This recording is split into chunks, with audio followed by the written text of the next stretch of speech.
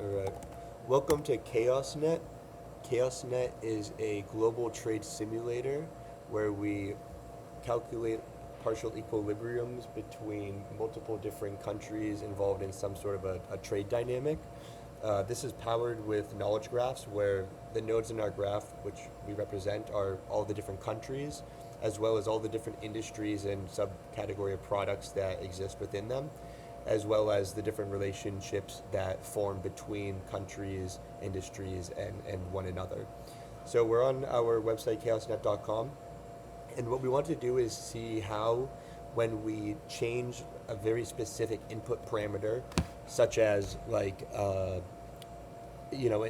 percentage increase on some sort of an import tariff or an export, or how a world trade policy changes or economical or political change affects the, the, the countries that are connected together that are trading, as well as how we see the entire ripple effect from one country to another country that is not even involved in the graph get affected by that dynamic. So here we are. Let's take a look at our graph here. So this is our knowledge graph, and we can see that this is the total ecosystem that we're viewing. We can look at China, for example, and take a look at one of the different parameters. Let's actually use Japan, and we'll actually look at maybe the import growth. So the current rate is 3.8, and if we were to just change this to 4.0 for the expected import growth for the total economy of Japan and simulate this, what we'll see is our knowledge graph is now kind of being constructed. So all of the nodes are looking for the relationships between the Japan as well as all the other countries that it can find a relation towards, and it's going to calculate all the different probabilities for things for us to take a look at. So what we see is as we actually increase the growth of importing to Japan, we can see that a lot of the probabilities for consumption or interest rates are actually decreasing with this. The budget deficit is actually decreasing, which actually makes a lot of sense, right? If we're importing more to Japan, then that means that the deficit should actually reduce. And we can do this a number of different times over for many different countries. We can just keep going through and we can see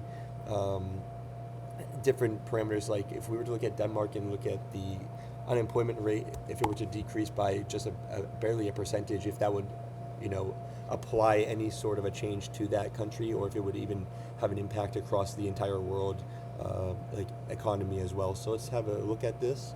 And the possible results, these are all the different probabilities that we're calculating for all the different outputs that can happen throughout this, which is super interesting. And what we found that's interesting is throughout this, you see that Denmark has relations to various different countries as well as so many different industries that are going to fuel these results. If we actually go into our devlogs, there's quite a bit of math that goes into calculating all these different scenarios.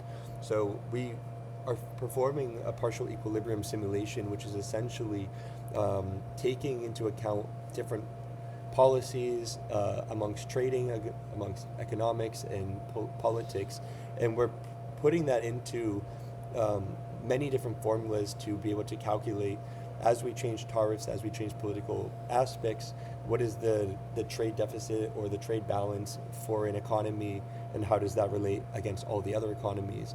And what that allows us to do is find out if the economy will thrive or decrease, and really hone in and get all those different probabilities out of the equation. So this is ChaosNet. Feel free to come check us out and play with our simulation. We're live at chaosnet.world. It's deployed. And this is all powered with Python, MATLAB, React, and D3.js. Yep, thank you.